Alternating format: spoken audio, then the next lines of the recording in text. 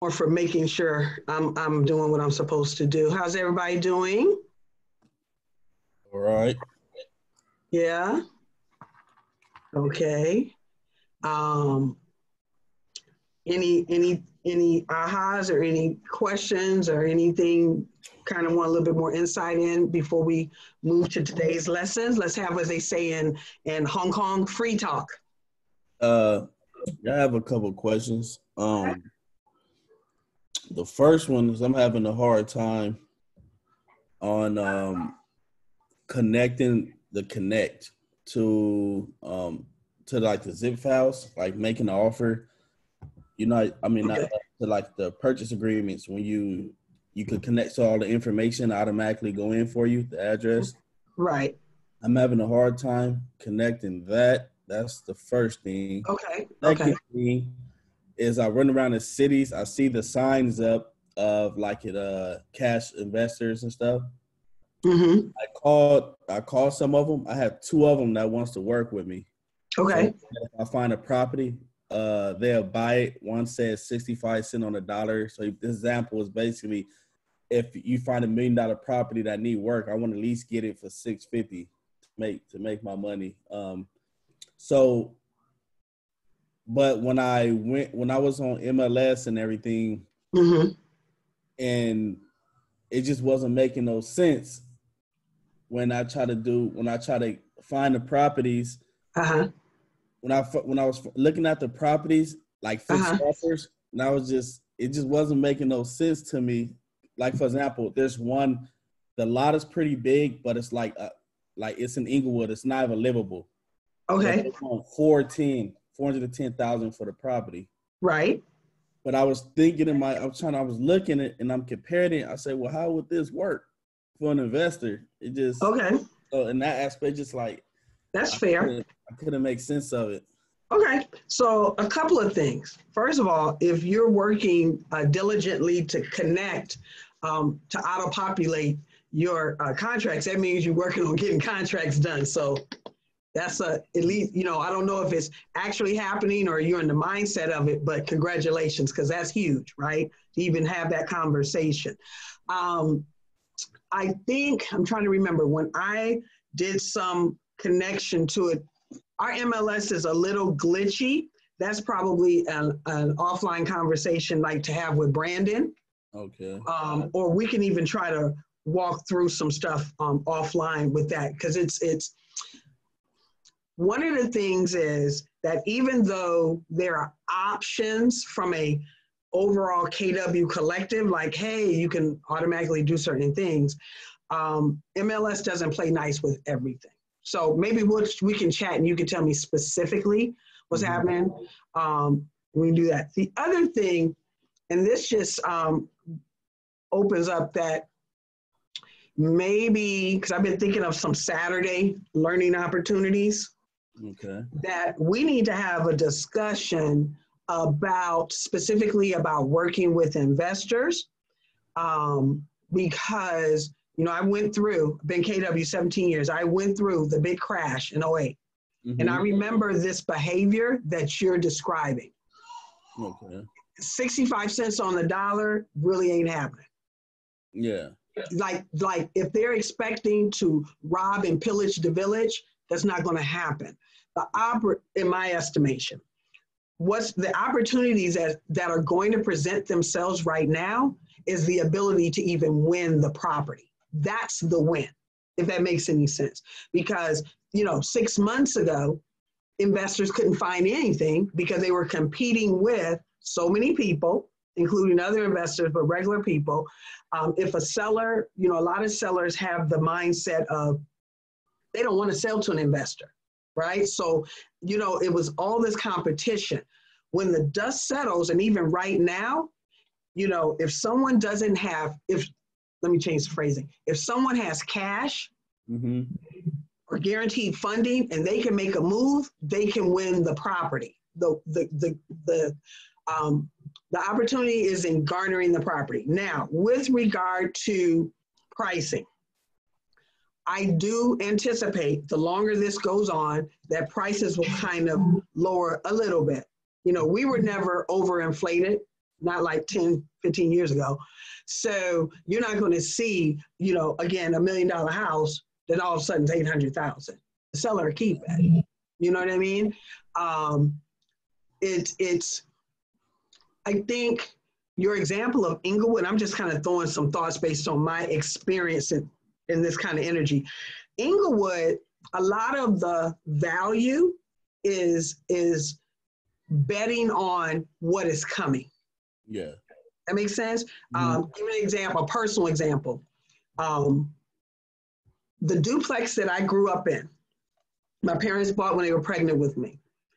My mom has not been really great with maintaining repair. She's not, right? She doesn't tell me everything. So all of a sudden my list is da-da-da-da-da-da. And I'm the only heir, so it's going to be mine.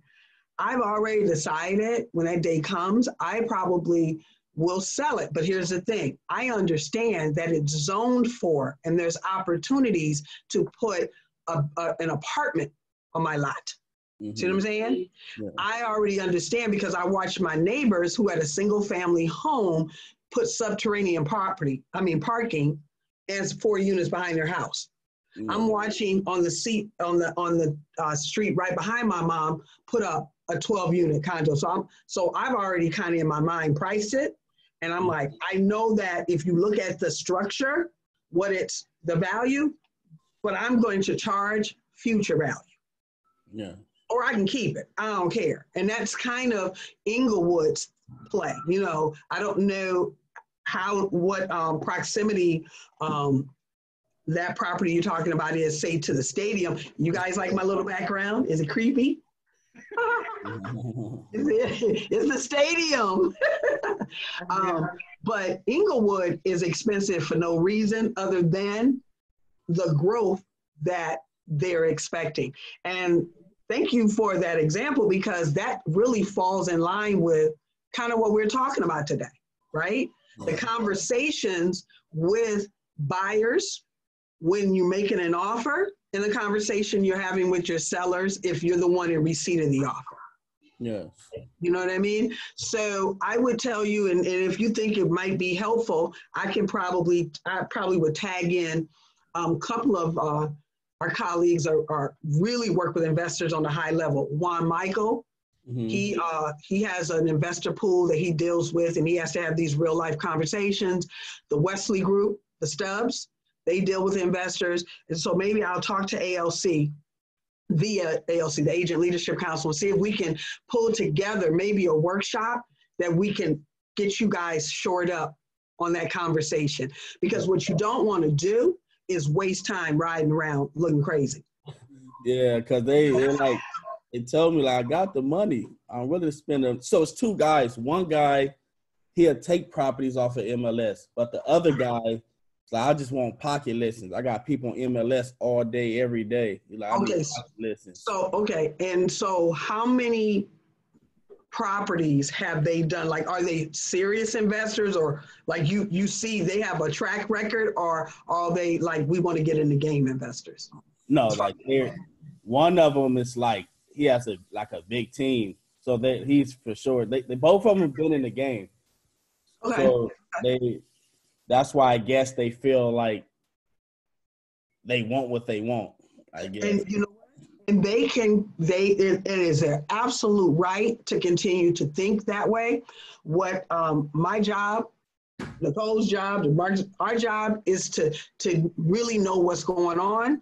So either we can help our people understand maybe different, or not expend more energy than that relationship really deserves, if that makes any sense. Yeah. Now, it's nothing wrong with, especially the one who insists on pocket listings, and good luck to him, because I don't know, were you aware that the NAR, National Association of Realtors, now there's a rule in place, and the MLS is going to adhere to it, that you can't have that pocket listed business. Like, it's not, you can't have a non-listed on MLS situation and market it out to the world.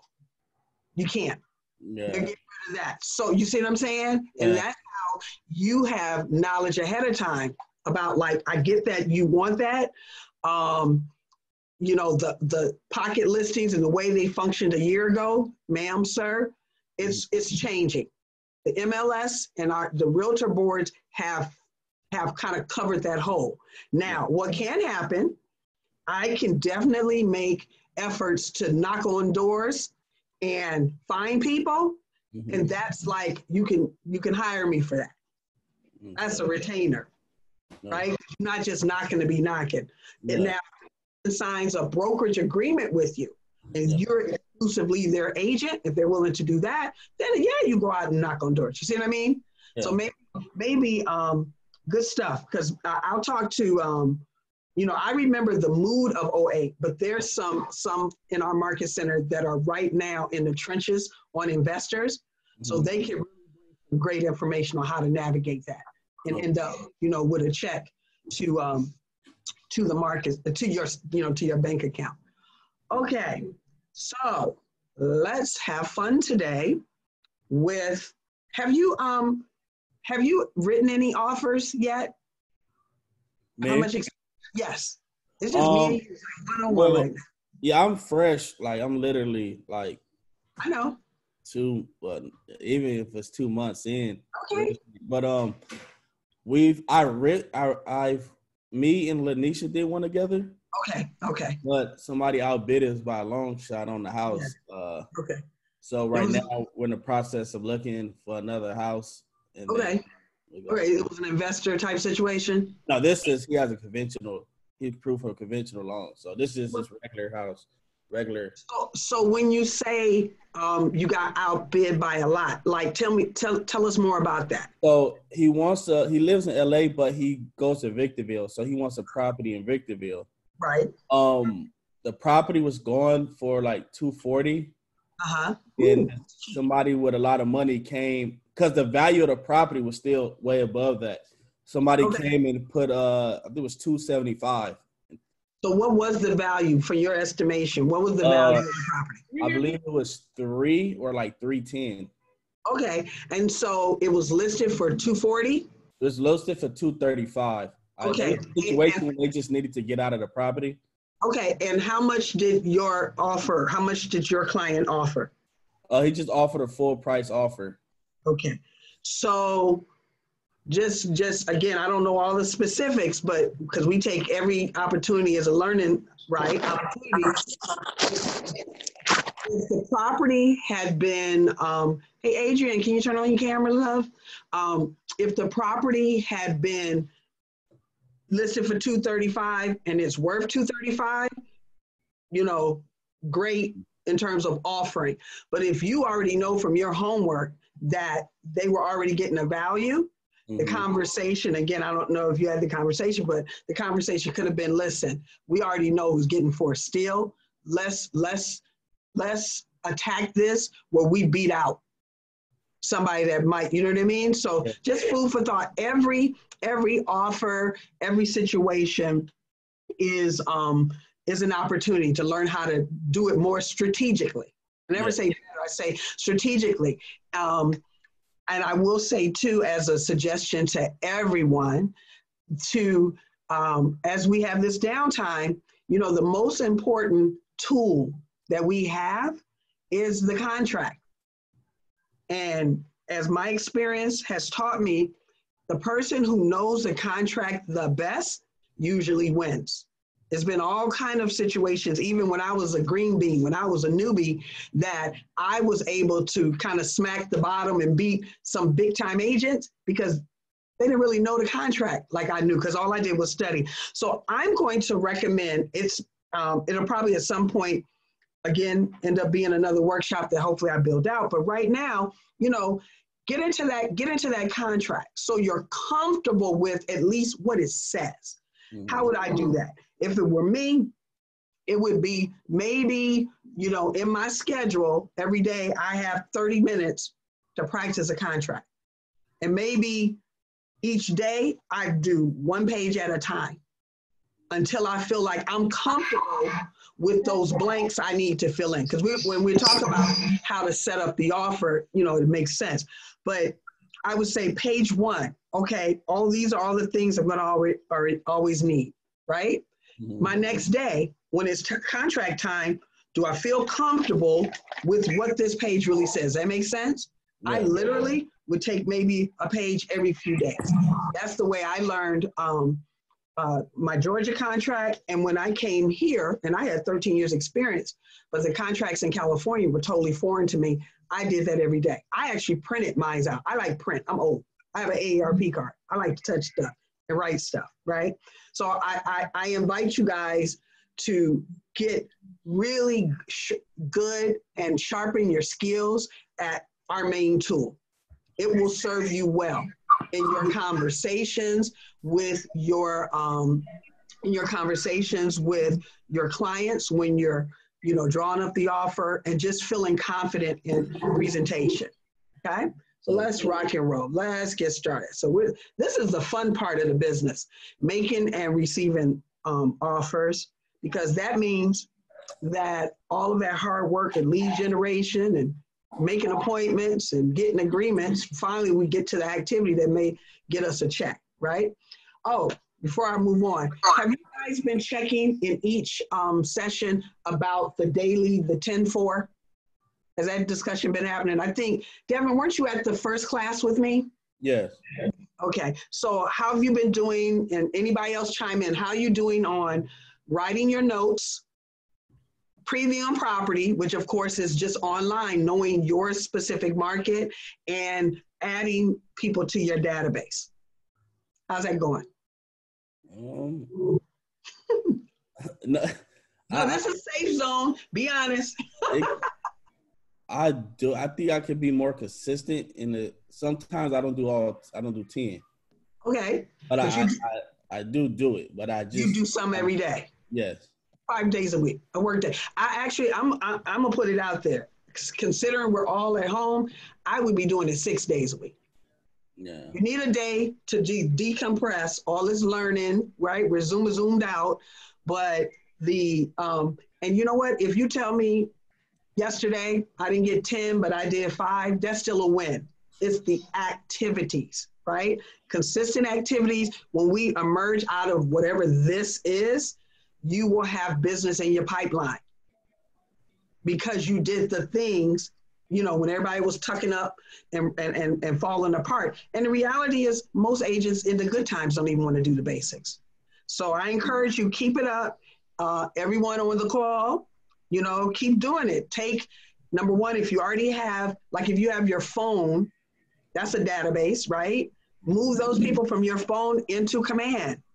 If you have Facebook, for us old people that still on Facebook, move those people little by little chunks, right? And then what I do is I actually connect with people. Those are the people I'm talking to today. And when you're talked out, a note. I think I said in the first class, I will take a Facebook message, right? Private message, IG DM, email, something, a text, right?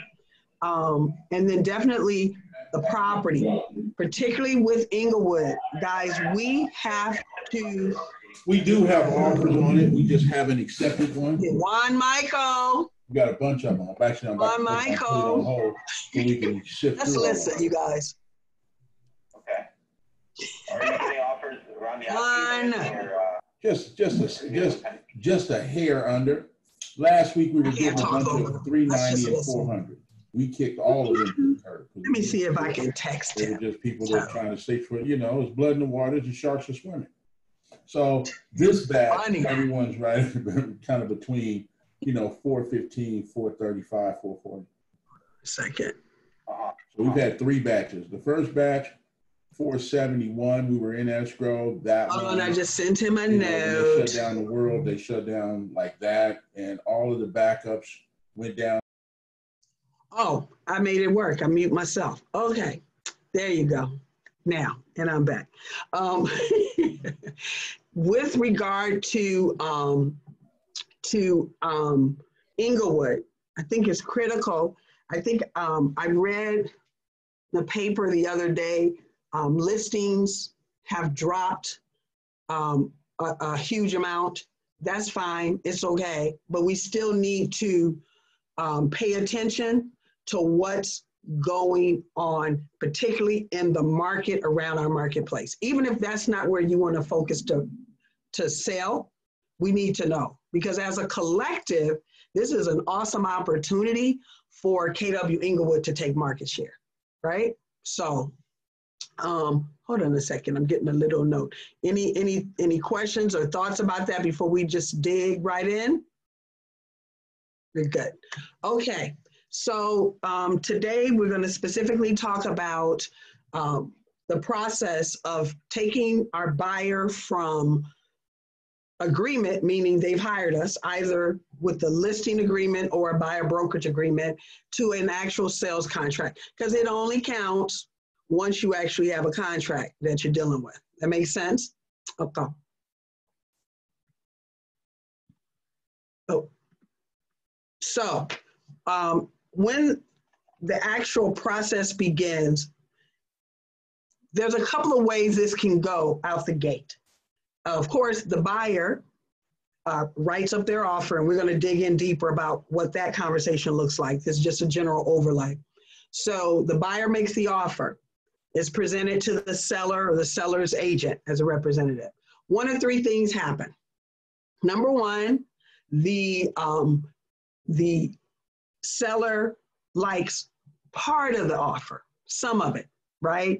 Might like the how quickly you want to close, might like how quickly you want to do inspection, or whatever the other terms that are negotiable, but they don't like some other things. Might not like the price, might not like escrow time or whatever. So they like it enough, like, yeah, all right, you're fly enough, we'll go out on a first date. Let's see if we can work this out. That makes any sense.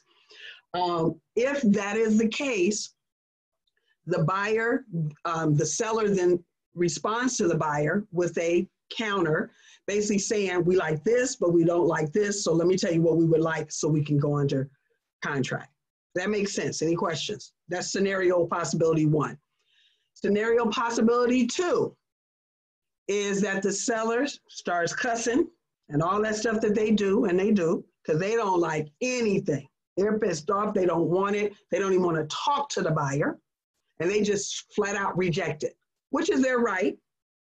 I'm going to talk about what that means, your responsibility as an agent if you have a seller like that, but that's their right to totally say no, and that's it. As you see on the little screen, no doesn't always mean no, but they can start with that. Or, you know, it's happened to me a few times in this business where the offer is put together so great that the seller just accepts it as is. And if that's the case, then you go straight to escrow, you go straight to from your contract to closing process, all the things that need to happen to actually solidify the deal. Okay, any questions about that? Now, when you are representing the buyer, we kind of have a checklist on issues or questions that we need to ask our buyers. We need to go over with them so we can craft basically how they want to acquire the property, right? So we're not buying it, we're advising, but we have to actually go through some questions to make sure that the buyer's offer is representative of what they really intend to do, right? So the first thing though, before we even start putting the pen to paper or typing on the internet on our DocuSign, it is, do they have pre-approval from the lender? If they don't, got to get it. And pre-approval is not the same as pre-qualification. Pre-qualification is not worth the word space in a dictionary. That just means general conversation. People want pre-approvals, right? So you need to get a copy of that letter. Lenders vary a little bit, but I always ask my lender, give me a letter that is real strong that shows this buyer can perform. The other thing is, your buyer is going to ask you, well, how much should I offer, right? They're going to ask that. The only way you can give even an intelligent recommendation is if you've done a market analysis. If you've looked at the market, right, and you have an idea, like Devin, when you said you already knew that that property was listed for $240, but it was already at a value price, clearly that's because you knew what was going on in the market. You know, you and Lenise, right? That'd be fair? Yeah. Okay. Then you always want to make sure before you start writing, because it's not a million pieces of paper, but that contract is not, you know, a quick stroke of the pen. Is the property even still available? That's twofold to me. Your manual should say you check MLS. Absolutely. But you also pick up the phone and you call the listing agent. This is a Moism. Call the listing agent, because you also want to kind of develop some rapport. You want to find out, because you haven't crafted the offer yet. You're getting ready, right? So we're not presenting, we're preparing the offer.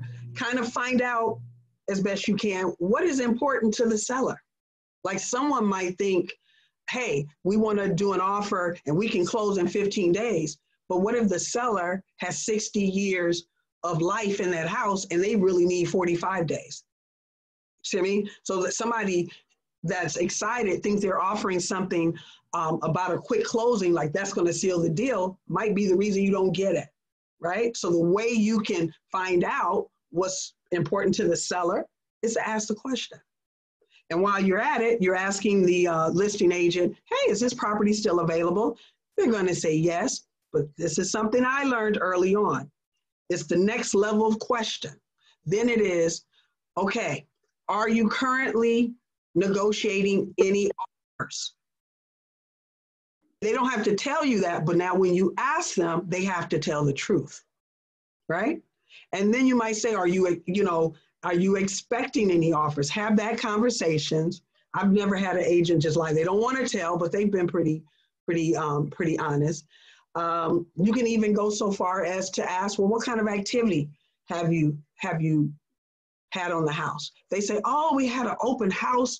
Well, now, they're not having them, but in days that were great, we had, 50 inquiries. People through the open house this weekend.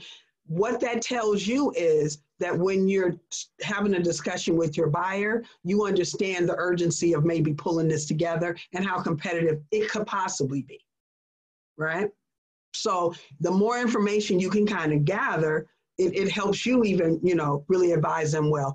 The seller's disclosure, some people are funny. I try to get them. If they have them, all listing agents don't have it together. And the reason why you want to get the seller's disclosure is because if going into the offer and your discussion with your buyer is about, this is what is happening. This is what the seller is saying needs repair or issues with the property, they can truly make a decision on price and other terms and things like that. Truth always comes out with inspection. But if you're talking about holding deals together and as less stress as possible, front loading the questions and getting the information makes it easier for everybody. Any questions or comments before I move on to writing an offer? I see some vets on here.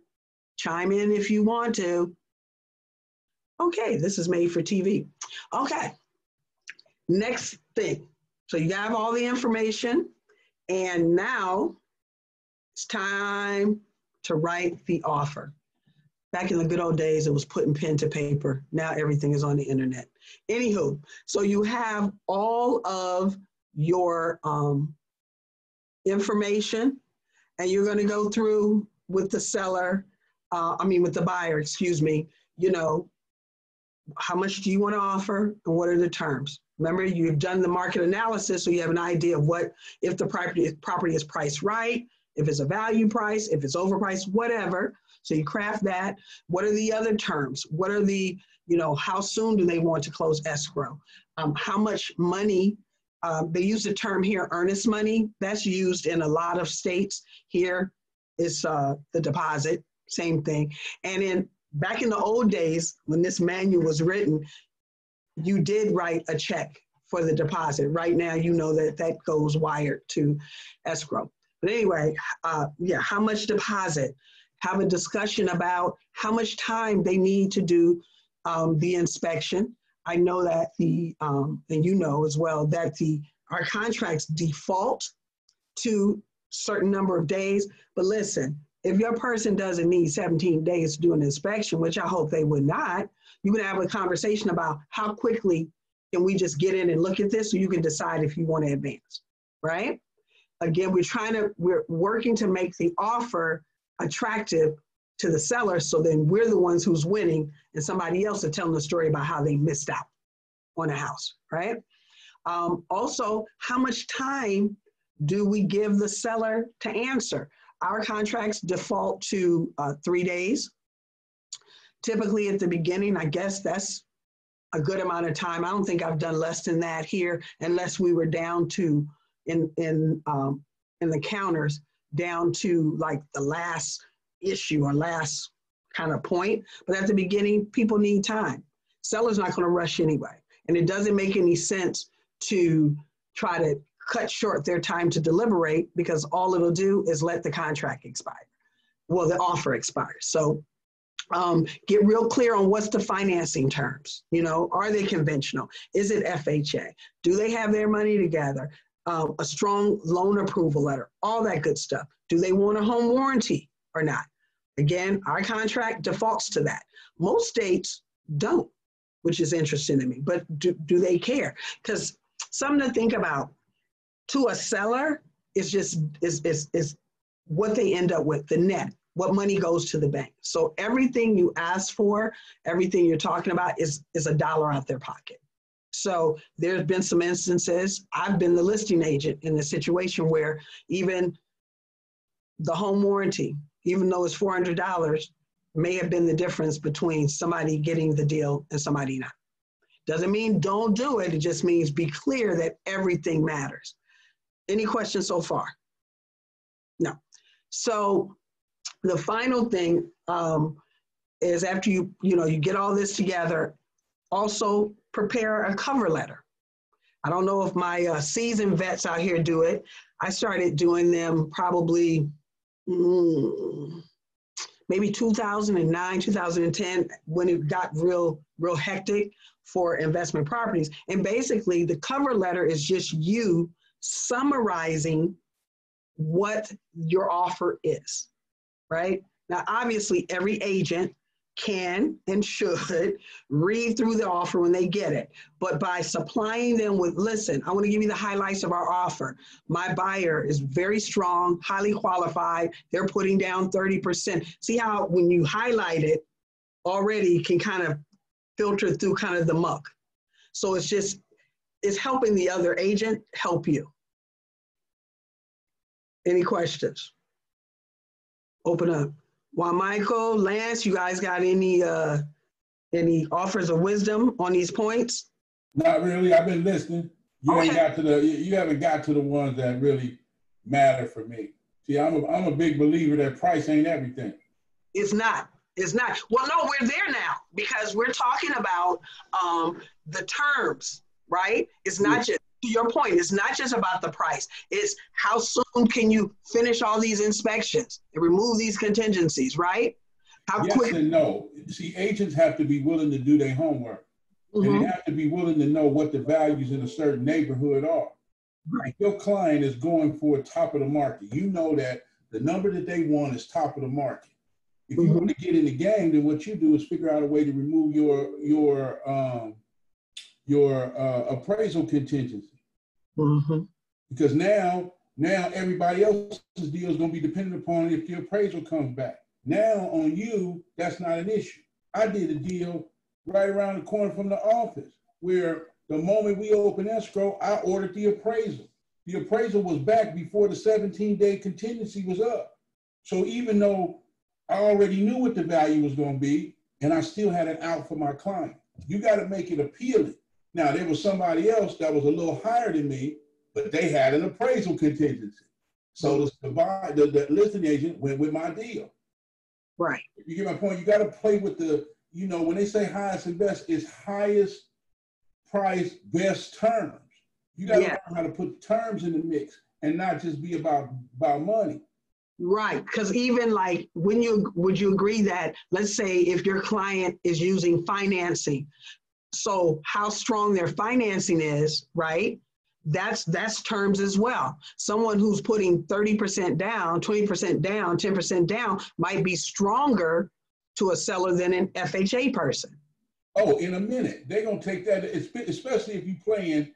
See, this is where it gets funky. If you're playing East of La Brea, you can probably get away with less than 3% down and you can negotiate. West of La Brea, they're going to require 3% down. And if your client look anywhere marginal, meaning, you know, they got 30,000 in the bank and they doing the best they can, they probably going to get slid to the side if you west of La Brea. If you east of La Brea, you got to action at that one. So just know where you playing. If you're playing west, your offer need that your client better have 100,000 in the bank or look strong, FICO nice, and you better have 3% as a deposit. Otherwise, the agents are going to judge you and your client and just summarily dismiss you, which is jacked up. I'm just telling you how to navigate the waters. Actually, this is, I mean, every time anyway, but especially now, we have to have very clear and honest dialogue about what's happening, right? Now, if say I had a client that really wasn't going to measure up in the area that they want, I'm not going to deter them, but I better be knowledgeable enough to explain to them why, if they don't get the property, why it didn't happen, or the perimeters. Like, you have to at least know your market enough to be able to advise people on what the lay of the land is. Would you agree with that? I lost it. Yes. Yes, I would agree. Okay, thank you, kind sir. Okay. So. Hello? Yes, who's this? Lance. Yes. Hey. Well, I just wanted to, I did hear you say my name, so I just wanted to chime in on how important a cover letter is with your offer. Thank you. Because a cover letter highlights the strong points, you know, of your offer that the selling agent and the buyer, and the seller can just go directly to, instead of just fumbling through your offer to see how better your offer is compared to the other offers. And it helped me build a rapport. Sometimes they help me build a rapport with the selling agent, because then I could call them and just talk about the strong points of my offer from the cover letter. Right. So I just want to chime in on that. Thank you. And it also illustrates professionalism, because, you know, right? We don't have time to work with agents that don't know what the heck they're doing. So if someone shows up and they present to me in a way that they do this for real, not for play, I'm probably going to take those calls a little bit more frequently, right? Yeah, and sometimes the cover letter will break down like closed in 20 days, or just some of the strong points, like a higher down payment, and I can just see that right in front of me, and then that helps. Yes. Right. Okay. Thanks for chiming in. No problem. You and before you and Juan Michael came on, we were kind of having free talk. I'm going to talk to you guys about us having this same discussion around investor mindset. So we'll talk offline, because we're gonna build something. All right. Time. Okay. Success, did you want to chime in, or you had a question? Yeah, I was also going to say, just literally having good relationships with other agents. The offer I just wrote up, I literally met this agent almost 10 years ago. And when I worked out in Antelope Valley, KW, and I did not want to drive out there. So she happily opened the property for me and got right back to me and accepted the offer. Because, you know, every time I've met her a couple times, we've been pleasant. Okay. Well, you know what? First of all, congratulations on the accepted offer. Yay. See? Awesome. So I think we all agree that, you know, we have to be very mindful of the totality of our presenting our buyer, right? Does that make sense? Everybody throw me a thumbs up. All right. Yes. So if we were inside the class, ooh, that's cute. Thank you, Success. We would be breaking out in groups to go over objections. We're not going to do that, but we are going to at least walk through each objection. And if we need to have a conversation about it, let's do that. Because again, this is within the preparation of the offer. Okay. So the first buyer objection is that when the buyer wants the seller to make repairs. So, you know, as you're discussing what terms, and I'll read the first one. I'm going to ask for assistance with the other ones moving forward. Okay, so Mr. and Ms. Buyer, until you have a physical inspection, we will not know how much these items will cost. And we could find additional repairs we may want to negotiate. So consequently, you have three choices. One, you can offer the seller less money now to compensate for these items. Two, you can ask the seller now for a credit to repair these items using your own contractor. Or three, I usually advise clients to wait for the physical inspection and negotiate all repair items at one time. How would you like to negotiate? Does that make sense?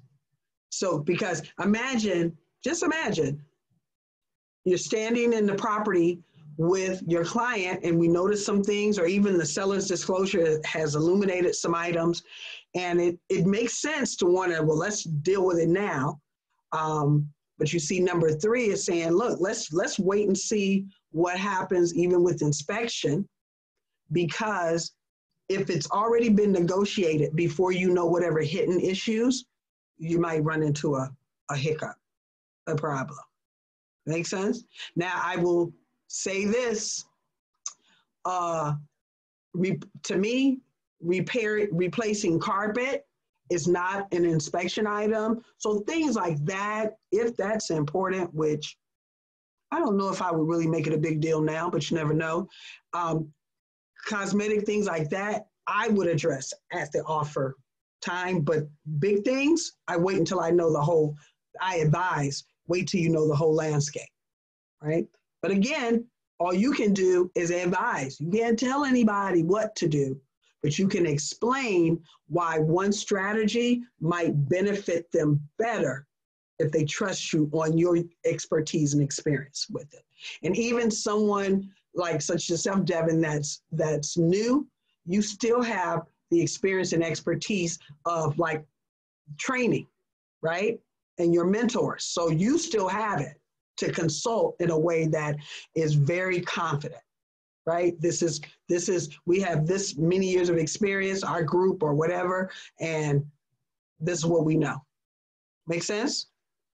Okay. Anybody can read script number 2? Do you have your manuals open or no? No? Okay, I'll read it. When the buyer wants to make a low offer, go Devin.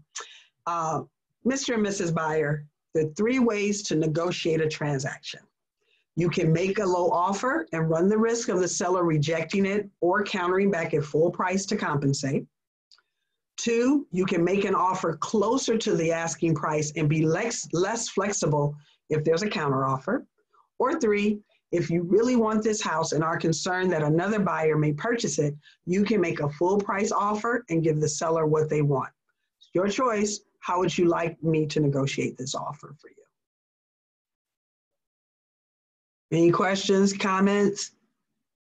I know most of us wouldn't say it exactly like that, but do we get the gist, right? You can either, play games and take big risks.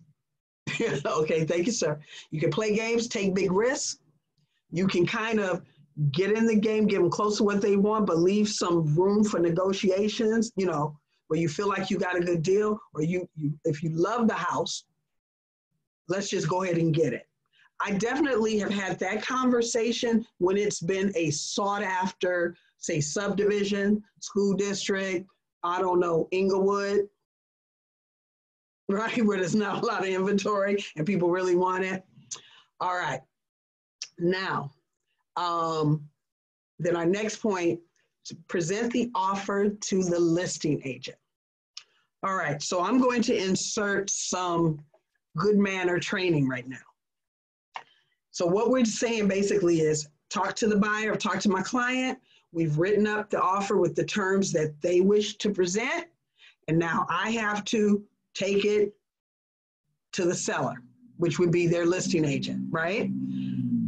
Cannot stress this enough. Very important. Let the listing agent know immediately that an offer is coming.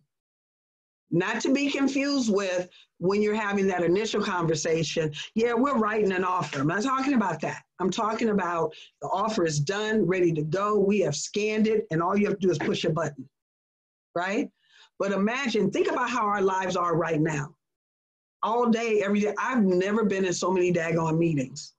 I'm in meetings and trainings and doing whatever. Life is crazy. And then on top of that, when you have business, it's easy to miss stuff. Wouldn't it be horrible if you do all this work and you have an offer and you send it over and somehow that agent didn't see it? So as a courtesy, I email that is coming, I text, and if an agent has not answered my text within an hour, I pick up the phone and then I call them and say, hey, just letting you know, making sure you're aware, I sent you an offer. I'm really excited to work through it with you. And that's it. Any questions? No? Good? Okay. Now, in your manual, it references a thing saying use e-edge and invite the listing agent to the buyer. X that.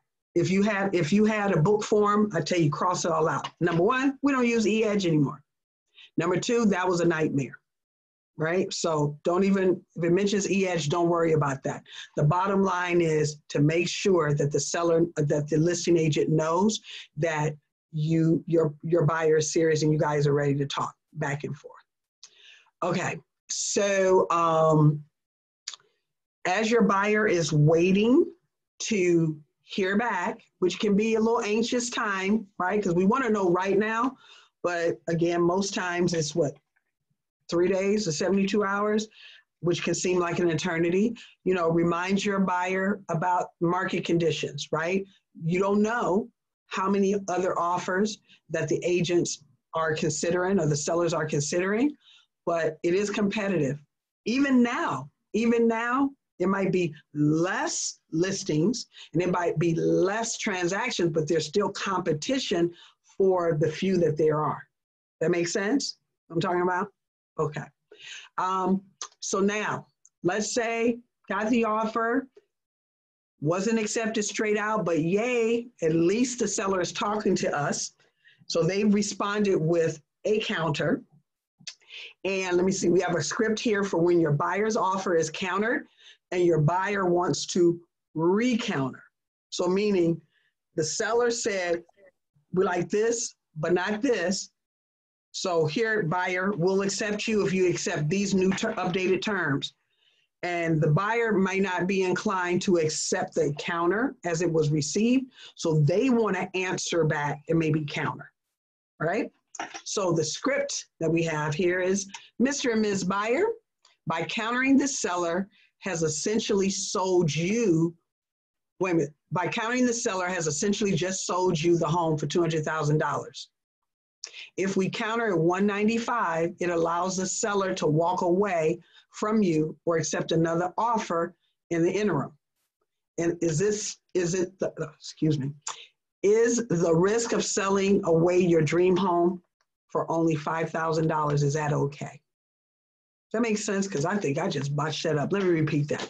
So seller counters back. My buyer, instead of saying, yay, they want to sell me the house, let me sign it, they still want to play games maybe with the selling price. And so the script back to them was like, listen, by countering the seller, you're essentially saying, they told you they'd sell it to you for $200,000. Yes, kiddies, in other places in America, houses are $200,000. If we counter for $195,000, that means the seller has a chance for somebody else to slide in and get this house while we're going back and forth. So the question is very simple. Is $5,000 worth losing your dream home? Yes, Juan Michael. That depends solely on your buyer. I've had investors walk away from a deal for $1,500. Well, here's the thing. Okay, I'm glad you said that. I love this discussion today. I would not tell an investor about like a dream house because it's all numbers to them, right? Here's what people miss. They put investors in a different category. An investor is just a buyer. Just as picky as your regular buyer. Right. You still gonna have to look at a whole lot of houses just like a normal buyer. There's a normal buyer that will reorder multiple times a year. Yeah. There's no difference. So there is a difference. They don't work on emotion. Typically. No, they don't. But some have. I've cussed out clients because they like, why are you tripping over $1,000? I'll give you the $1,000. No. I agree with that. What I'm saying is, some of the scripts that allow you to trigger a buyer's emotion about the fear of losing, that doesn't typically sit the same. Like a person who, like this, honestly, and remember this script is like, 10 years old. This script is someone who is trying to get their kids in this subdivision or in this school district, right? Or has been looking, and this is the first time home buyer. This is a dream home. You can have the conversation with them about, okay, are you willing to risk over $5,000? Now, I will say this because I'm a child of a laborer, so I respect $5.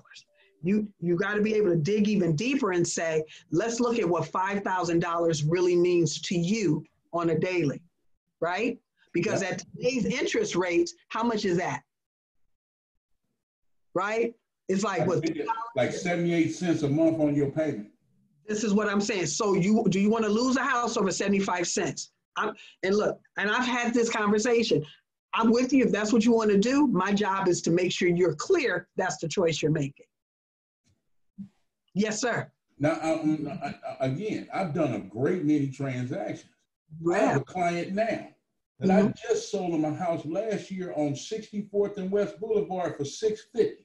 Okay. Now, I showed them a house in 2013 on West Boulevard in Escalon that they could have bought for $400,000. No, $390. The owner, the buyer was like, I think the market's crazy. I'm not going above 385. I said, go 390. We sat there in the parking lot and argued for an hour. He finally said, forget it. I'm gonna go 389. The house sold for 393. Now that same house now is worth $1.1 million. The exact same house in the same area. He now bought a 650 in a total other side of town. Sometimes you gotta let your clients have their own experience. Well, you listen, all the time you gotta let them have that. But you watch this. Hey, Devin, the story that Juan Michael just shared, you can use that story as an example with your investors if they're talking crazy. I'm saying, you know what I mean? That's what I mean in terms of, I didn't experience what Juan Michael experienced, but you better believe that's an experience that I can use in a conversation with a buyer that may be actually getting in their own way. You know what I mean? And I specifically addressed you with it just because I know how new you are. You might feel like, well, what can I say? I don't have any experience. You do. It's called Juan Michael Sr.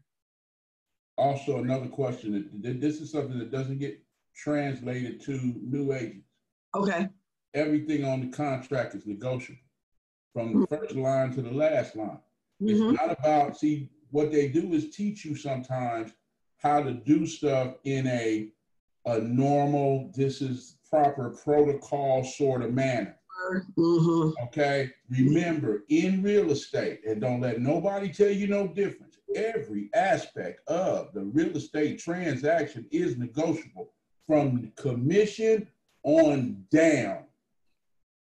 Like I'm in a deal right now where the seller didn't want to sell. My client offered him enough money to change his mind, but the buyer pays the commission.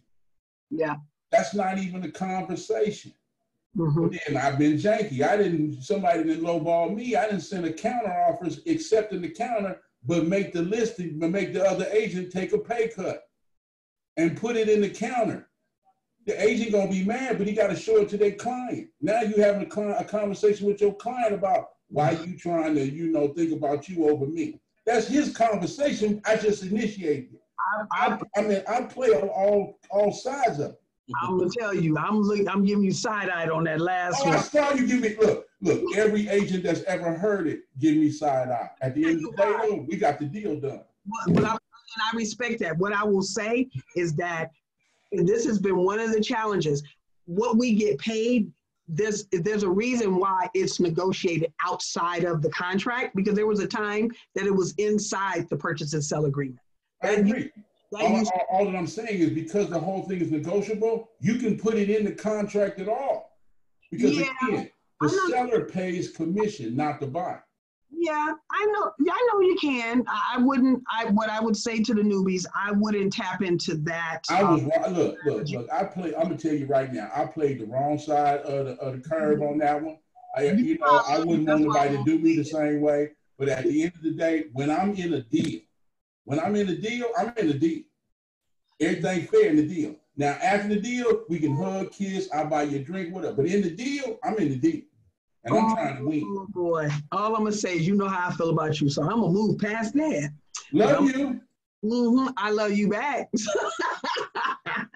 Now, but actually, when we first started, when we were having free talk, one of the things that I encouraged the newer agents is in our downtime, learn the contract, right? You can't have the attitude or be able to utilize a strategy that everything is negotiable if you don't know what can be negotiated.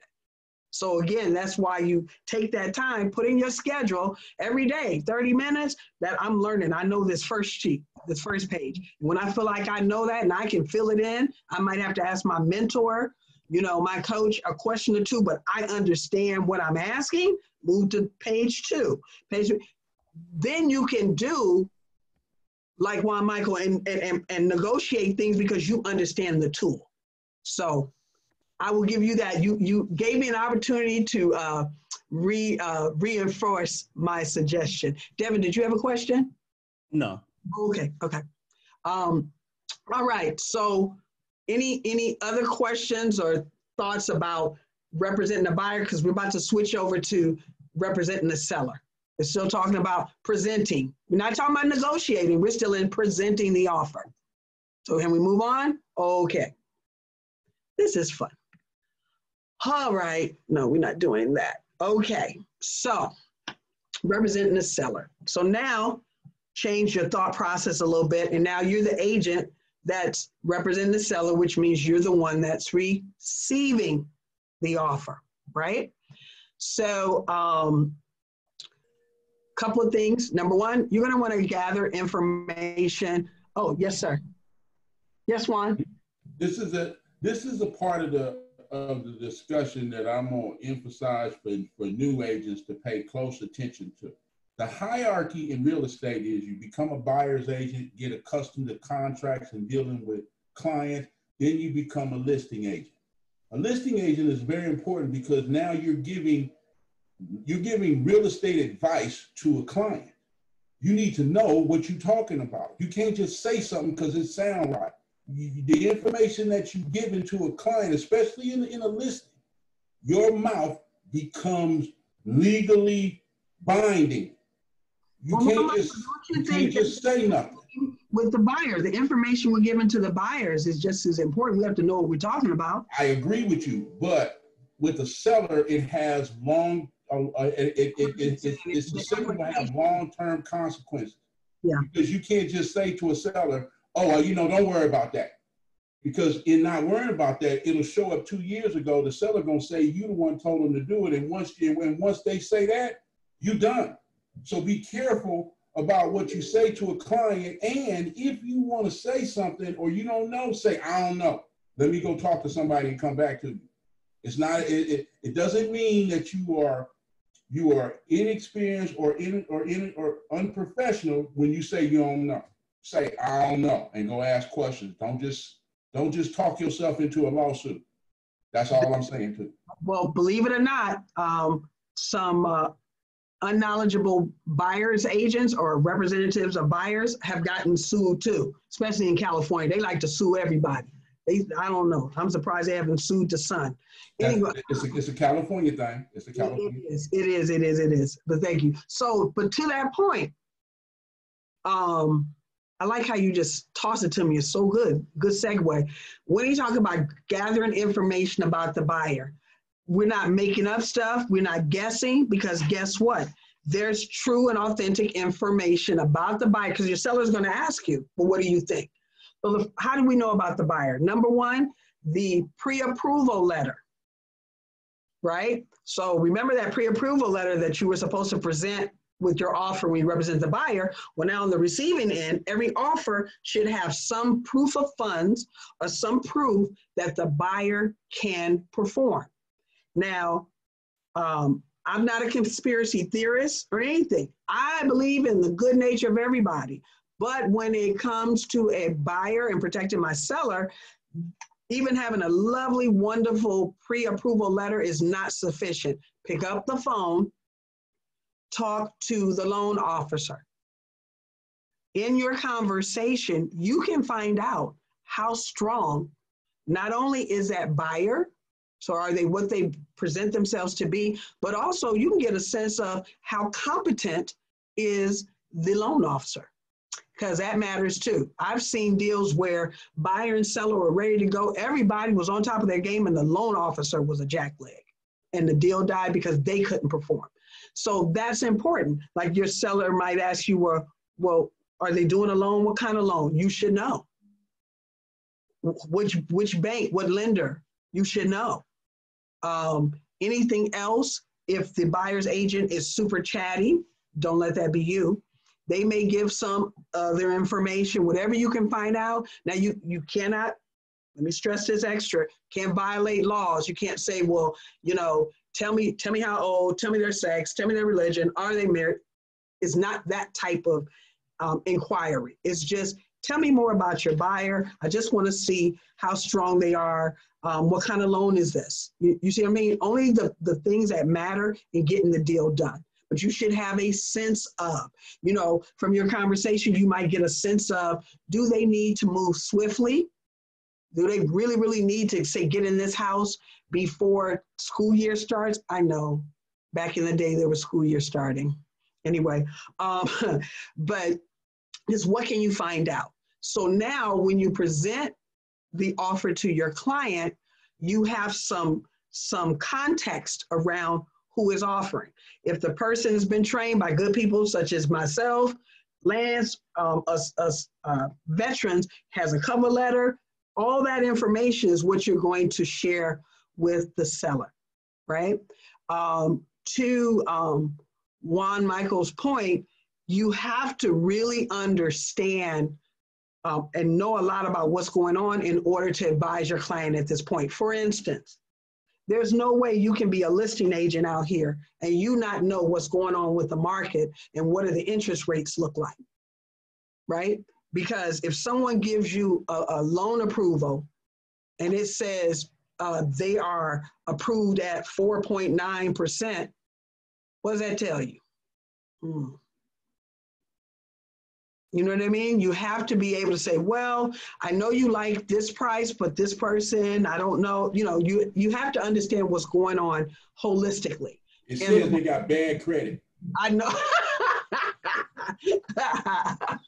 Yeah, well, thank you for chiming in. Right. But see, if you didn't know what you're talking about, if you don't know the market, if you don't know what's happening with mortgage rates, you wouldn't even be able to advise your client that this person might be a little shaky, or in your words, Juan Michael, janky.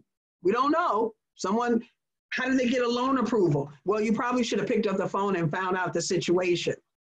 Somebody is saying, or is it a legitimate, strong mortgage company or lender, or is it, Tito's Tacos and mortgages? Who is it? What is it? Yes, sir. There's a difference between an approval and a DH approval or DU underwriting, a digital underwriting. And that's why you're absolutely right. Well, first of all, there's a big difference between a pre-qualification and a pre-approval. Big difference.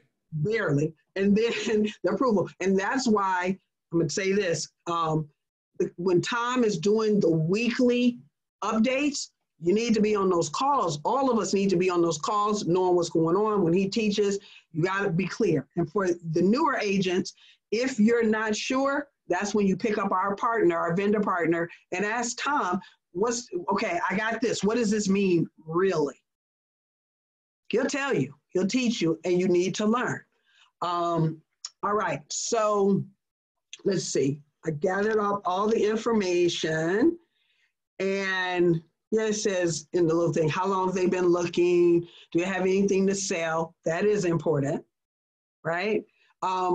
Why would finding out if the buyer had anything to sell be an important piece of information? Anybody? What you think? Devin? I know I'm picking on you, but you're my newbie. What do you think? Why would that be a good piece of information? If the buyer has anything to sell? Mm-hmm. Guess to come with funds if needed. That's part of it, but think this too. Like if the seller's deciding, let's say, between two buyers, and one of the buyers has to sell something in order to make the deal happen. Like they're telling you, I have to sell something. What does that mean? That would mean that it subjects this deal to what happens in that other deal. Does that make sense? So you're saying if there's two buyers and one of the buyers saying I have to sell something? Well, by something to sell, we mean if they had to say they're currently in a home. Mm-hmm. So if they identify, or if I find out that they might not tell me, they might not make it a contingency. They might not say we will buy if we sell. But in my conversation with the buyer's agent, I find out that they're selling their home. Doesn't mean they're out of the game, but that's point of information, right? And why would that matter? Because if they have to sell something in order to buy something, that means our deal can fall apart if that deal doesn't work. It's like high risk. We're vulnerable. Because you need point A to happen in order to get to point B. Right. Now, if it's the only offer in the deal you have, okay. But let's say if 3 offers showed up, that may be an issue, right? Remember when Juan Michael said, being the highest price is not always the only thing to win the game? Mm-hmm. Somebody, let's say I'll make it easy, 2 offers. And this one has to sell a property and they're $10,000 more, but they have to sell a property. Your seller might say, that makes me nervous. Yeah. And they might be, well, you see what I mean? That's what we mean when we say it's not just about the price, it's everything, right? But that, unless they identify that they have to sell, that comes from the conversation with the agent that sent the offer. On the flip, be thinking, an agent that you send an offer to should be asking questions. You know, we can ask questions about your buyer when you present. Okay, so back to the seller's head. Let's see. There's another one. Have they made any other offers on other properties? That's what you want to know about the buyer, right? On one hand, like if someone has lost out several times, like if the agent says, yeah, this is like our 4th time we keep getting beat out. That may give a sense of urgency. So you have an understanding about the buyer, like they might really want to make things work because they're tired of losing out. Mm-hmm. But it also, you can't assume though, because it also mean that they are, unreasonable, or they're not clear about the market. You know, you can't say, well, why did they lose out? But just a sense of who are you dealing with, right? Even, do they have any other offers out? It's just find out who the person is. And you're well within your rights. As a matter of fact, it's our responsibility to find out. It's our responsibility to find out. So, let's say a checklist for reviewing offers. So, this is going to sound funny because number 1 on the checklist is the address. Be sure that the address is for the correct house. I will tell you, it wasn't me, but I personally know of a situation where somebody ended up buying the wrong house. They thought they were buying this one house, and it was the house next door. Seen it happen. So when someone sends the offer in, you, again, back to knowing that contract, double check. Do they have all the identifying information? Is it correct? The address, as well as the APN, all the information that says, yep, they're talking about this house, right? Then you go through it, and it's what is the deposit they're offering? How long are they giving us to respond? That pre-approval. Some folks actually even have a stronger, I haven't seen it often recently, but some instances people are strong enough where they can get a loan approval pending appraisal. Those are really good. But how long are people saying that they need to get their loan situation in order? You know, what kind of loan are they getting? What's the financing? Or is it cash, whatever? And then how soon do they want to close escrow, the closing date? Is it, you know, is it a home warranty situation? Are they asking for repairs? Every part of the buyer's offer, you're like, okay, what are they asking for? What are they offering? And that's why the cover letter is so great, because that helps us out when we're the listing agent presenting the offer to our client. Of course, I'm going to double check that that's what the actual contract they sent over says, but that just really helps because each of these items matter, right? And again, it's not just about the price, so it's everything, because only your client can decide what's the best situation. So once you review, then it's time to actually present the offer to the client. But let me back up a little second. Something I've learned along the way. Remember I said, do not call an agent when you're getting ready to write an offer. You let the agent know, you inform them once the offer is done and ready to go. I learned a long time ago, when an agent tells me an offer is coming, I learned I don't tell the seller that because I don't have an offer. I don't tell them because now everybody's anxious. But the minute I get an offer, I, as a policy, I inform my client, hey, congratulations, we have an offer. I'm reviewing the terms right now, but let's set up a time to discuss. So I let them know we have it, right?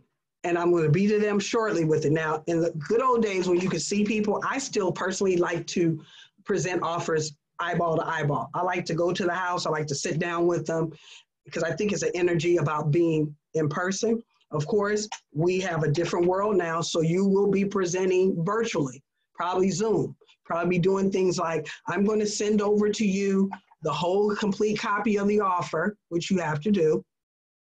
And I'm going to send to you, you know, the highlights of the offer, and then we're going to discuss it. Let's see. So remember when the first screen of this session talked about a seller had 3 options. They could accept as the offer came in, like all the terms, yes, yes, yes, or want to answer back and discuss some of the terms offered or reject flat out. And that's the discussion you're now going to have with the seller. Kind of, you don't tell them what to do, you lay out what the offer is, and then you get into discussion about how they feel. I will put my own thought on it. I think that you should never, as best you can, never allow your client to simply reject an offer. Keep them talking. Keep them talking. Even if the counter is back to full price. But keep the discussion happening, because what I know from years of working with buyers, sometimes buyers just want to see what they can get away with. Does that make sense? So while it's their right, I always try to encourage, no matter what, let's keep talking. Let's keep talking. Let's keep talking. Any questions or thoughts about that? No? Okay, awesome. It's also important, which again taps into the point Juan Michael made, you're not just discussing the terms of this offer that came through to you, you need to be discussing it with respect to what's going on in the market right now. So as you're presenting to your seller, you ought to be able to have a conversation about what the days on market is looking like. How many showings have you actually had? How much new competition has showed up? More importantly to me, who has gone under contract since we came on the market?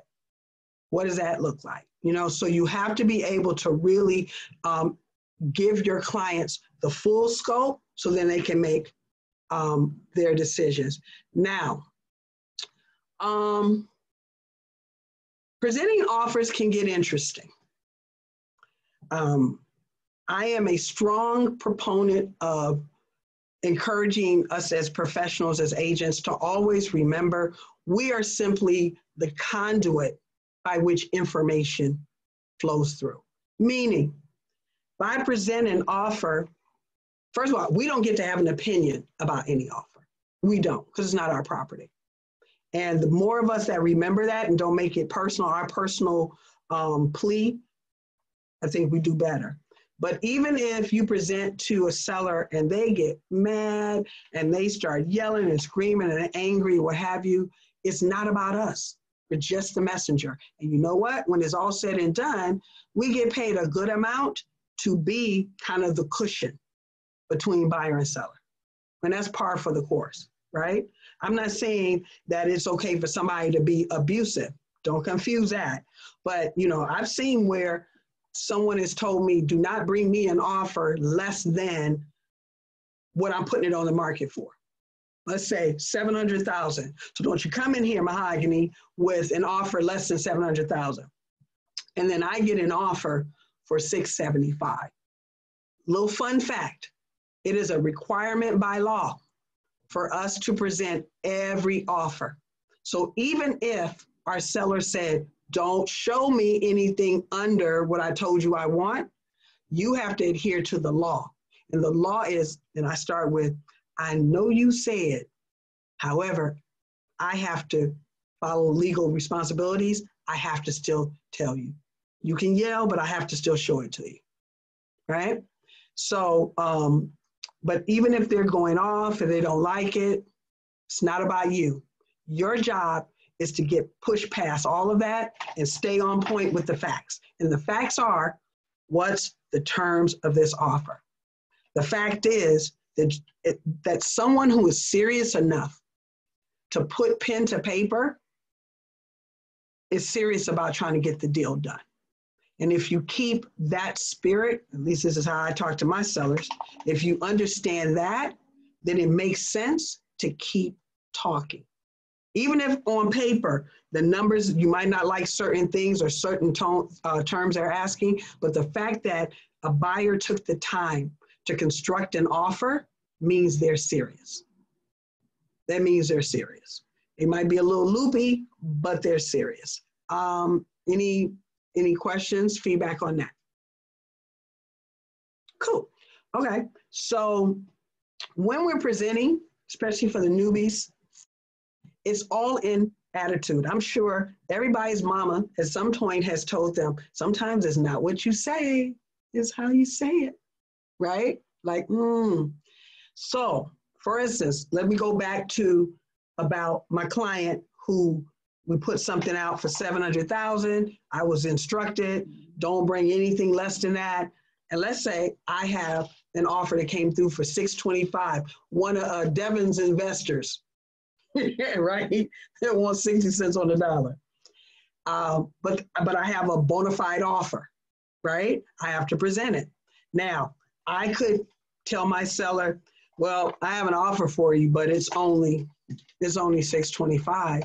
Or I could say, you know, Mr. and Ms. Seller, guess what? I have news. I have good news and news. Which one do you want first? This is just the way I do it. Well, we have an offer. Okay, first thing you say, how much is it? How much is it?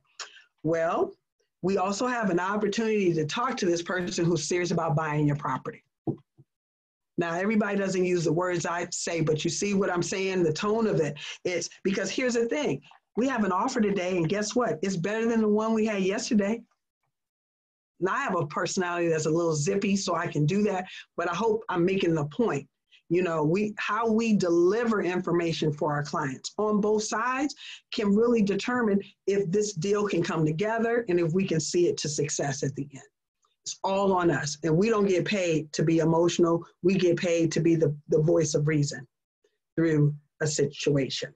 So they have some scripts here. Again, ordinarily, we would be playing with each other, but we're not. So I'm just going to go over it. So let's see. Here's a script for when you present the initial offer to your seller. And again, go back in your manuals. If you don't know where to find the material, I can walk you through that offline. But these scripts are important because even though they're older, it's still the same kind of conversations and it'll set you up for success. So when you present the initial offer to your seller, good morning, good afternoon, it's Mahogany, your favorite realtor. I won't say that, Keller Williams Realty. We have an offer for your review. I'm going to go through the offer with you. Is this a good time? They say yes, of course, they're excited. Now, the offer came in with, you know, $675. They're putting $10,000 as deposit and about 5% as the total down payment. They want to close on June 1st, and they're asking for about 3% in repair limits. What do you think? Now, first of all, let me say this about that script. We don't talk like that here, do we? We don't use those terms. But you see what basically the script is teaching. I'm telling the client that I have an offer, and I'm prepared with the highlights of the information. Does that make sense? Which is why cover letter helps. I will say though, I don't just tell clients what something is. Again, I still like being face-to-face. I come in with a copy of it for them.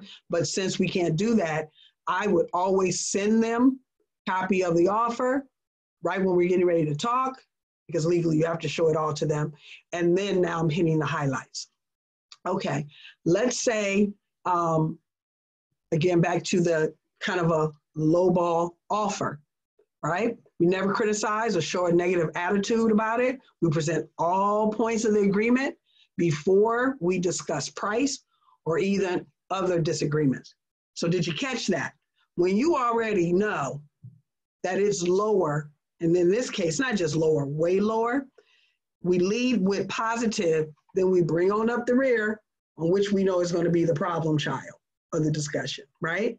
So for instance, if someone is only asking, let's say the terms are, they're only needing 5 days inspection, right? They're not asking for any repairs. There's no appraisal contingency, right? Look at all those positives. And then they give the price. It's all perspective. It's all perspective.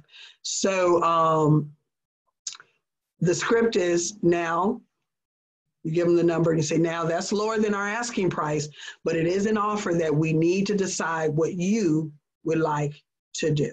So you still have to discuss it. And then a script that when you recommend that your client accept the offer. Because ultimately, and I've said it repeatedly, it's our client's property, it's their decision, but of course they hired you to be their consultant. Sometimes they're psychologists, but certainly at some point they're going to ask your opinion, and you have to be confident enough to give your opinion. Again, they can still do what they want, but you as the professional must be willing and able to give your opinion. So the script for if you're recommending that they accept the offer says as follows: I will urge you to consider this offer very carefully and to consider the value of meeting your moving goals. In the long run, meeting your overall goal of selling your house is the most critical need, correct? In that, when it says consider your moving goals, that implies that you know what the ultimate goal for your client is, right? So in order to be able to redirect or get their eyes set on what their ultimate goal is, you have to know it, right? So again, If your recommendation is to take the offer, you just tell them. You don't say, "Well, I think you should take it." No, it has to be, "Listen, I think it bears consideration, particularly since your goal is to get out of here, right? Overall, the big goal is to move, right? That's the critical need, correct? Bring down from emotion, right? It may be a situation where you say, look, your property has been on the market now for 48 days, and the average days on market in this area is 24 days. So you got to think of it like that. It's already double the time, and now someone is serious. Does that make sense? Is being able to have those conversations. But like, you can't tell somebody why it makes sense because of their marketplace in the market if you don't know your market. So that goes back to being who we say we're going to be, which is a professional and really a student of this market. You can't make these recommendations if you're not doing your homework, if you're not checking the inventory, if you're not previewing the inventory, if you're not paying attention. I'm not saying every day, but daggone it, once a week when you wake up, you should say, oh, how many properties came on the market? How many went under contract? How many fell out? How many withdrew? What is it going? How can you consult your client if you don't know what's happening? And then, if you accept this offer, the probability of closing and meeting your goal is 100%. You want to meet your goal, right? That last line makes me nervous, but do you get the intention of it though? If we can seal this deal and we get it to close, you win. Because your goal, Mr. and Ms. Seller, was to move on to the next chapter of your life. Does that make sense? Then they should say yes to that. All right. There's a script for when you recommend that your client make a counteroffer, right? So it goes as follows. We look at any offer as a positive thing initially. We always recommend a counteroffer instead of rejecting an offer, flat out. It may be that we can negotiate this up to where we need to be. Let's put together a solid counteroffer. We need to get it back to them quickly to keep things rolling and see if we can make this offer work. I think the focus here should be on the price you want to get for your house. Putting this offer aside, if you could get this house sold and close in 30 days, what would make you feel comfortable selling it for today? Let's put together a counteroffer that would put us in the range where you feel comfortable. I actually want to stop there and go back and really make sure we're real clear with this. What it's basically saying is, because typically, it's not always the case, but not uncommon for the price to be the biggest issue to a seller initially. Like, they didn't give me what I want, right? So in that sentence, and there's a couple of sentences, as an agent, you're saying, well, listen, let's do like this. Let's focus, we can focus on the thing here that can maybe get you the price you want, but let's put that aside for a second.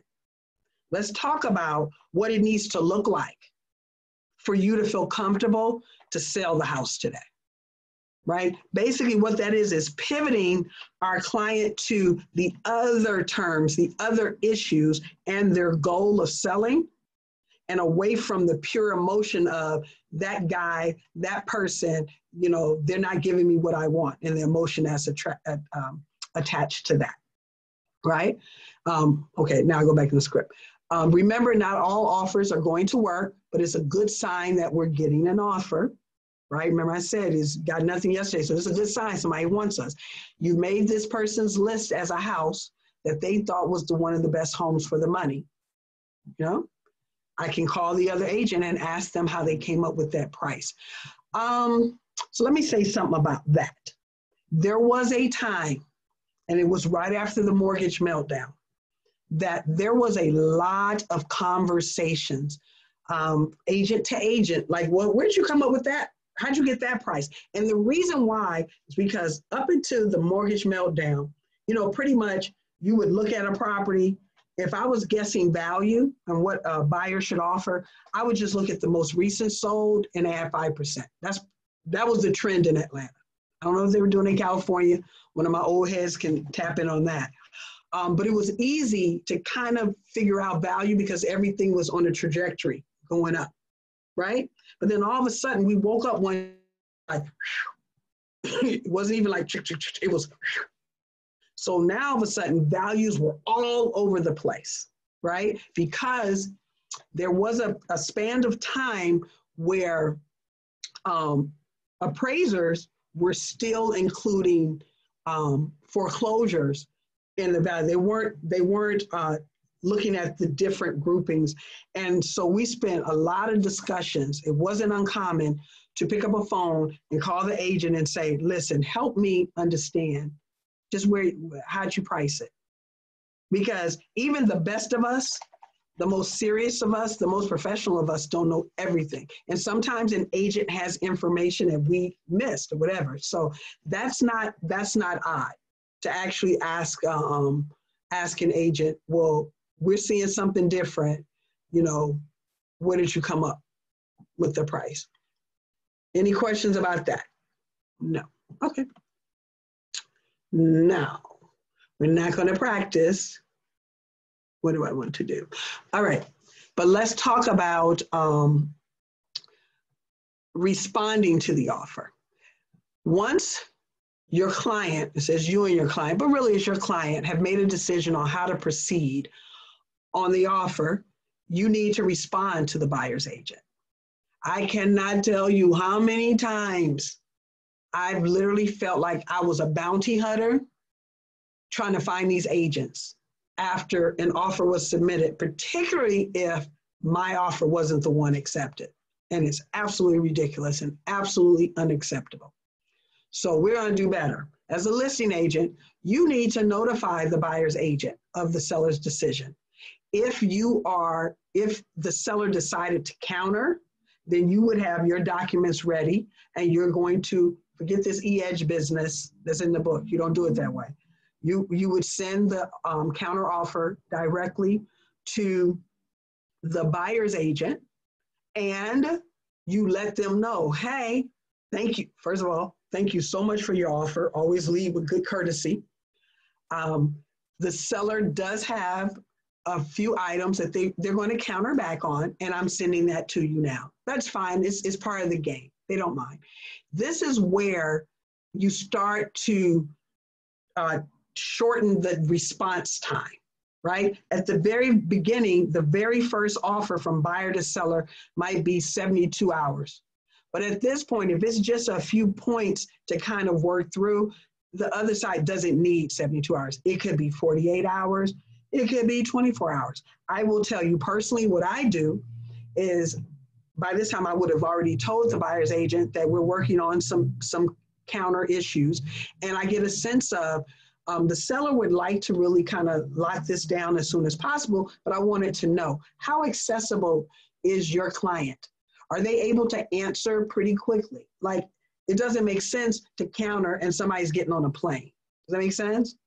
Or someone works a job that they cannot stop to go to a computer to sign documents. So this is a point of really developing rapport, and with the co-op agent, the other agent, really working together. You're still working for your clients individually, but you're working together to see if you can come up with a resolution that will result in an actual contract and moving to close. Once, let's say if the buyer accepts the counter, that's when all signatures, everybody's signatures have to be done. It is not, I repeat, it is not a true and honest contract until it's what we call executed. All signatures on there. All signatures on there. So it didn't happen to me, thank goodness, but I know a person who they talked through the counter, and that's nice from a human to human aspect, but in real estate, if it's not in writing, it doesn't exist. And if it's not signed, it's not a done deal. And they had conversed about it and had an agreement, agent to agent, about the last of the terms. She has sent over she received the counter. She said, yeah, my client's going to sign it. oh, I'm out to dinner, that kind of thing. I'll get it back to you. Big mistake.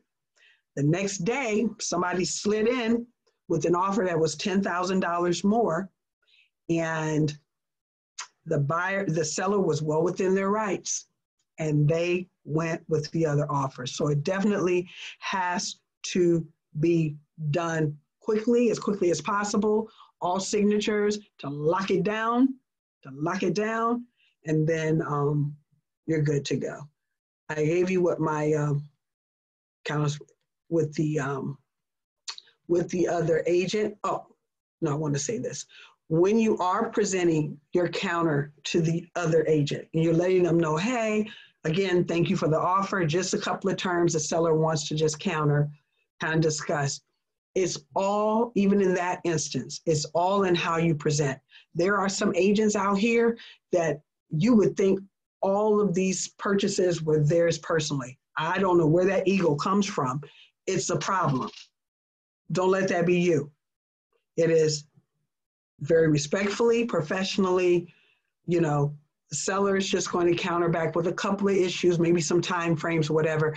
I personally don't tell the agent what the counter is, because I don't want the discussion to happen before they actually have what we've constructed.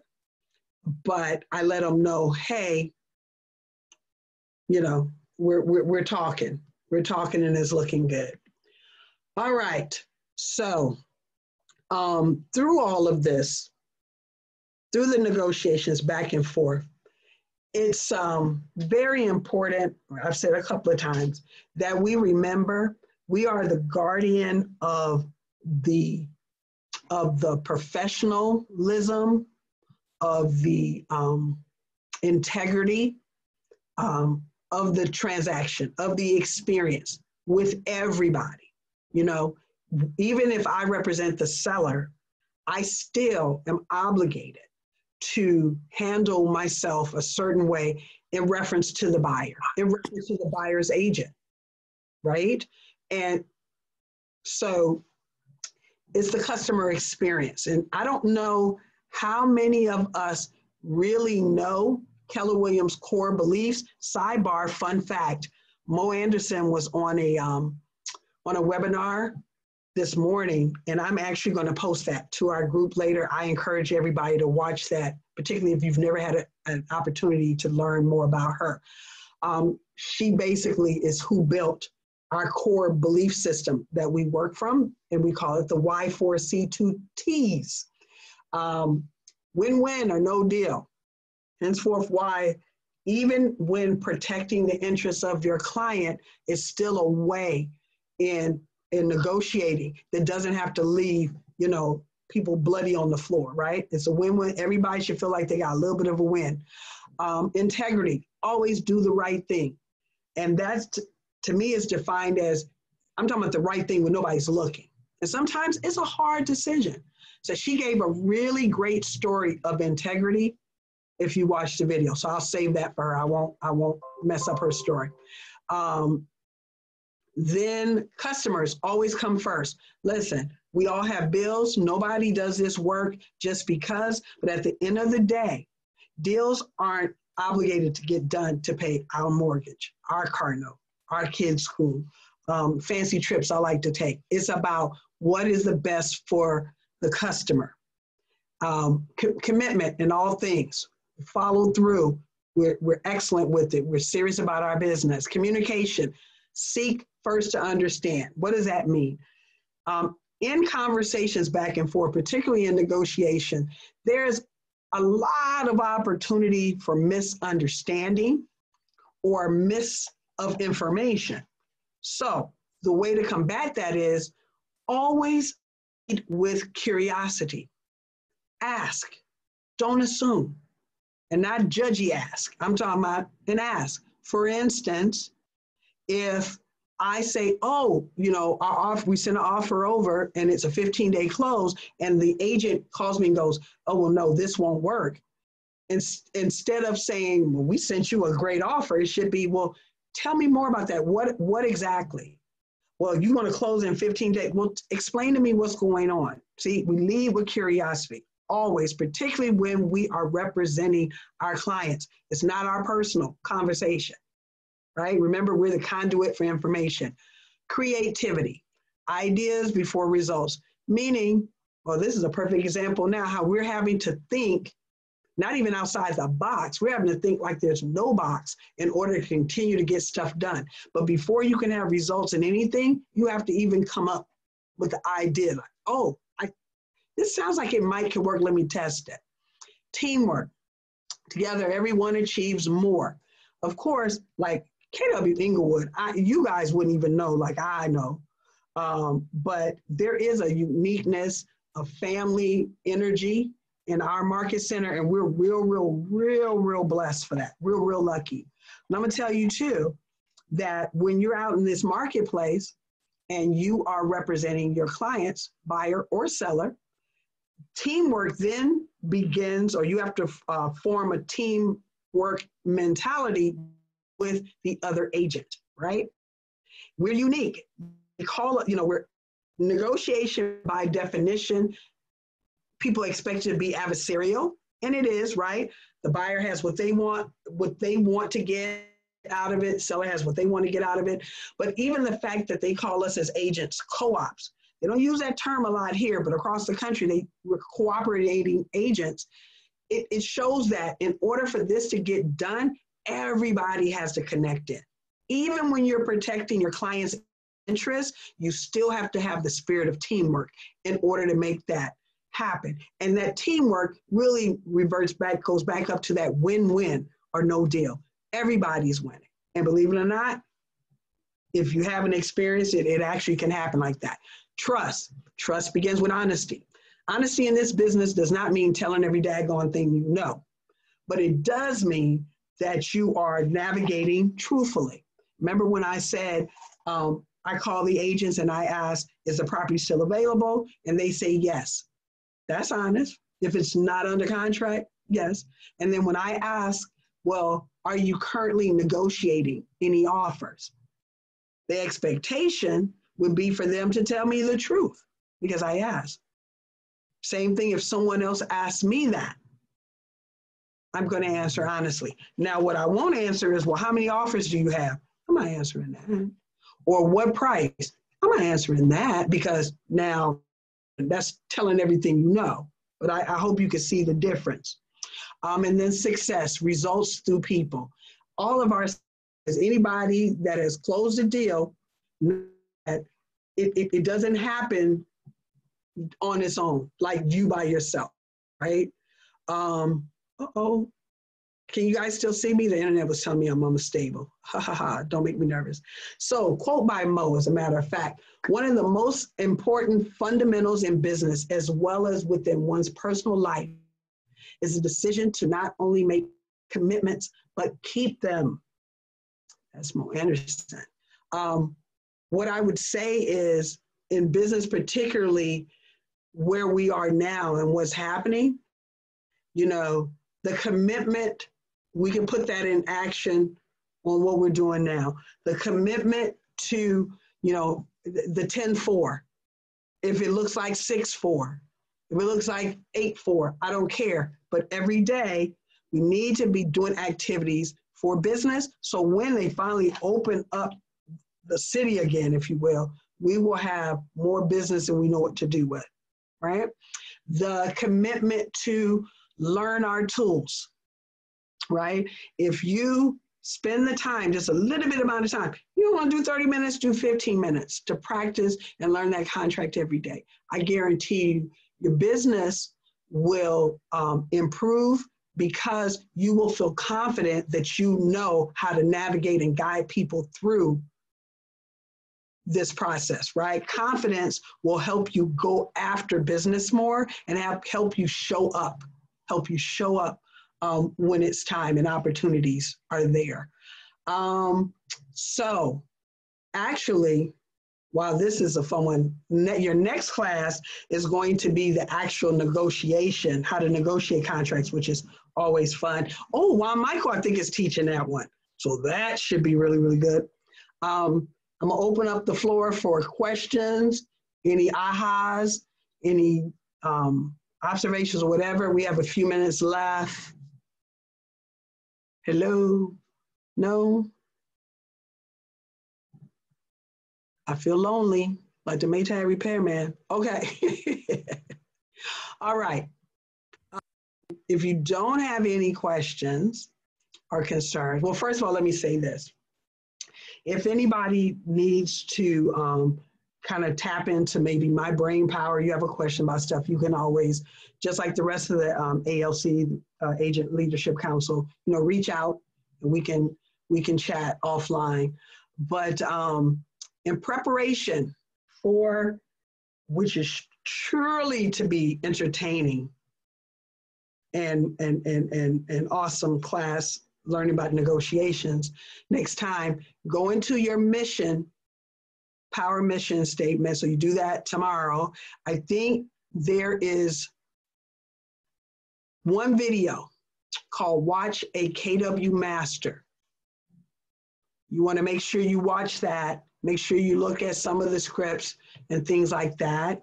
And if there is nothing else anybody has to say, I'll let you out of class early. That's it? All right. Well, listen, look for me to post that video webinar with Mo Anderson in the group page. Look for plug-in to the classes that International are teaching. You don't have to, overboard, just pick what's important, stay on top of that. But stay on top of the daily activities. Stay on top, and I guarantee you, you will have contracts to write and contracts to negotiate because people are still doing business across this country. All right, guys, I'll see you later. Thank you, Mahogany. You are welcome. Thanks for being here. Thank Have a you. good one. Thank you, Mahogany. You're welcome. Go be great. This is so creepy with the Inglewood behind me. Is that creepy?